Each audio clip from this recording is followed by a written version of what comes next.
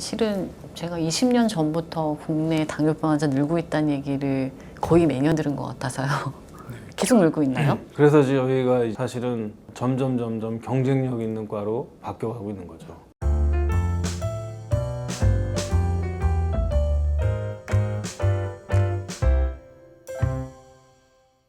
안녕하세요. 랜선 진료소 점정입니다. 오늘은 당뇨를 주제로 얘기 나눠볼 건데요.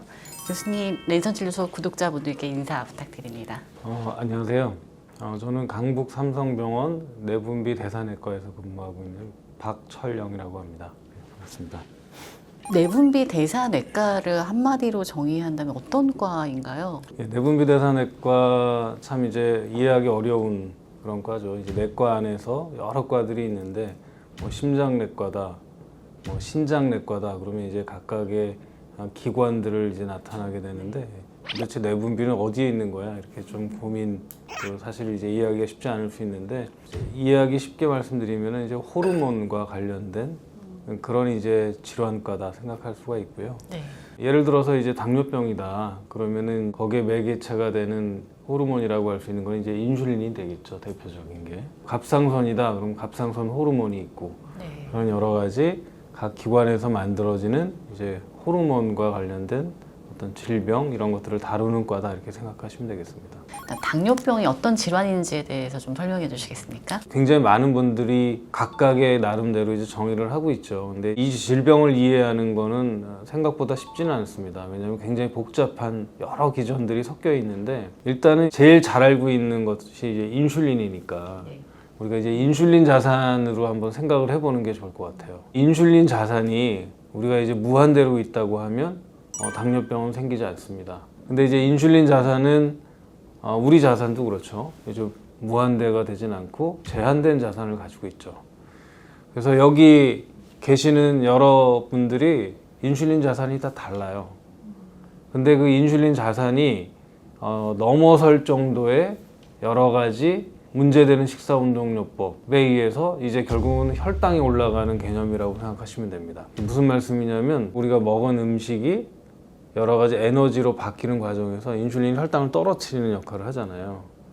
근데 음식에 따라서 들어가는 이제 인슐린 양이 달라져요. 예를 들면은 탄수화물이다. 그러면 탄수화물에 대해서는 인슐린이 굉장히 많이 필요해요. 단백질이다. 그러면 이제 인슐린 양이 적게 필요하고 지방은 더 적게 필요해요. 하지만 지방은 그 인슐린이 처음에는 많이 적게 들지만 오래 필요합니다. 근데 왜 탄수화물은 굉장히 초반에 많이 필요하고 그 다음에 짧게 필요해요. 그런 여러 가지 현상이 다르거든요. 근데 이제 예를 들어서 우리가 탄수화물 섭취를 계속 자주 한다고 하면 고가의 인슐린을 계속 쓰고 있는 거하고 똑같아요. 그러면 이제 내 재산이 남아날 도리가 없는 거죠. 어느 시점에서는 결국은 우리가 인슐린으로 혈당을 충분하게 사질 못하기 때문에 결국 이제 혈당이 올라가는 시점이 생기게 되는 거죠. 그러면 운동하거나 그러면 인슐린 자산이 늘어나는 개념인가요? 그게 뭐냐면 인슐린의 그 효과가 개선이 되는 거죠. 인슐린의 저항성이라고 우리가 하는데요. 네. 예를 들어서 인슐린 저항성이 굉장히 높아요. 이게 2배, 3배로 증가했다고 하면 물가가 2배, 3배로 증가한 거 똑같아요. 인슐린 하나로 살 수 있는 게 별로 없는 거죠. 네. 그렇기 때문에 인슐린이 훨씬 많이 필요합니다. 그래서 인슐린 저항성이 증가한다는 거는 인슐린이 훨씬 더 많이 필요하게 된다는 뜻이 되겠고, 그런 관점에서 놓고 보면 운동을 한다 그러면은 이제 두 가지 관점이 있는데, 하나는 우리가 에너지를 소비를 하게 되기 때문에 우리가 인슐린으로 커버를 해야 되는 당이 줄어드는 거죠. 또 하나는 뭐냐면 인슐린 저항성이 개선이 되기 때문에 인슐린의 가치를 높여주는 거죠. 더 적은 인슐린으로 더 많은 당을 쓸 수가 있으니까 이제 그런 개념에서 혈당을 개선시켜 줄 수가 있는 거죠. 저는 밥과 빵을 너무 좋아해가지고 갑자기 인슐린을 너무 헤프게 쓰고 있었구나라는 생각이. 그렇죠. 예. 그런 경우가 되게 많고요. 지금 현재 젊은 연령층, 그다음에 또 이제 남성보다는 여성층 이런 데에서 사실 이제 탄수화물 섭취가 상당히 많고 먹는 여러 가지 음식들을 쭉 나열을 해보면 이제 탄수화물 섭취나 단순 당질 섭취가 많은 경우에는 내가 이제 인슐린을 갖다가 상당히 많이 소비하고 있다. 이렇게 볼 수가 있고, 많은 환자분들한테도 이해를 돕기 위해서 이제 설명을 하는 방법이 뭐냐면, 그런 애들은 상당히 고가의 돈을 치러야 되는 그런 이제 어떤 사치품과 같다, 이렇게 표현을 하고 있습니다. 우리가 간식류 같은 경우들이 대부분이 고탄수화물, 고당질 식품들이 굉장히 많죠. 왜냐면 우리가 먹는 간식류 중에서 또는 이제 푸식류 중에서 달지 않은 것들이 있나요? 달지 않은 것을 간식으로 먹으면 안 되죠, 교수님. 그렇죠. 그래서 이제 어떤 그 셰프가 이제 정의를 하기를 앞에 먹은 음식들을 다 잊어버릴 수 있을 그런 음식으로 이제 만들어야 된다고 되어 있거든요.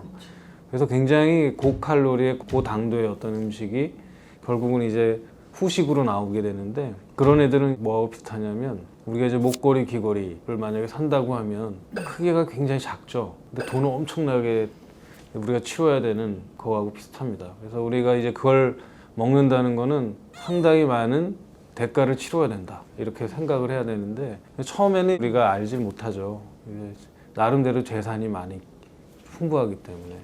근데 이제 시간이 지나고 반복이 되면 결국은 그 재산은 이제 고갈이 되고, 결국은 그 정도의 우리가 대가를 치를 수 있는 인슐린이 몸에 남아 있지 않습니다. 그렇기 때문에 어느 시점부터는 이제 혈당이 올라가게 되고, 또 어느 시점부터는 더 심한 고혈당으로 올라가게 되고, 이런 문제가 생기고, 문제는 항상 큰 문제가 생기고 나서 증상을 느끼게 되는 거니까, 우리가 이제 굉장히 문제가 생기기 전에 큰일 났다 이렇게 생각하는 경우는 없죠. 그러니까 대부분 다 문제가 상당히 진행된 다음에 큰일 났다 생각하는 거고, 대부분이 그렇게 인지하는 시점에서는 어떻게 되죠?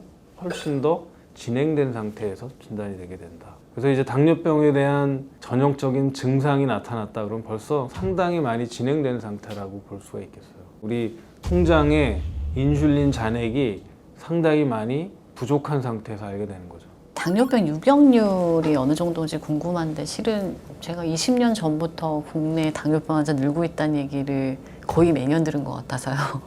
계속 늘고 있나요? 그래서 저희가 사실은 점점 경쟁력 있는 과로 바뀌어가고 있는 거죠. 우리가 봐야 될 당뇨병 환자는 이제 내분비내과에서만 볼 수가 없을 정도로 너무 많이 늘어났고, 그래서 1차, 2차 의료원에 모든 의사들이 기본적으로 봐야 되는 어떤 질병으로 너무 많이 늘어난 거죠. 그래서 지금 현재 30세 이상의 당뇨병 환자에서 거의 한 15%에 육박하는, 지금 한 통계에 따라 좀 다르긴 한데 13%, 14% 이렇게 얘기를 하니까 상당히 많은 당뇨병 환자들이 지금 현재 있고, 그 다음에 당뇨병의 전 단계에 있는 환자까지 합치면 거의 50%에 가까운 환자들이 전당뇨병 또는 이제 당뇨병을 앓고 있다고 봐야 되고요. 앞으로는 계속 늘 것이다. 절대 줄지 않을 확률이 높습니다. 대표적인 원인을 뽑자면 첫 번째로는 노령 인구가 늘고 있다. 나이가 이제 먹으면서 이제 생길 수 있는 대표적인 질병이 이제 고혈압하고 당뇨병이기 때문에 이거는 점점 늘을 확률이 높다. 이제 수명이 늘어나면 늘어날수록 이런 이제 질병은 훨씬 더 빠른 속도로 늘어날 것이다. 왜냐하면 이제 우리가 65세 이상의 당뇨병 유병률은 30% 가까이 되거든요. 그러니까 나이가 먹으면서 당뇨병이 발생할 확률은 훨씬 더 높죠. 두 번째로는 비만도가 계속 증가하고 있거든요. 그래서 비만과 당뇨병의 발생률은 아주 평행을 이룰 정도로 똑같은 방향으로 올라가게 돼 있어요. 앞으로도 이제 비만도의 개선이 있을 가능성이 별로 없죠. 그렇기 때문에 상당히 당뇨병 유병률은 늘어날 것이다.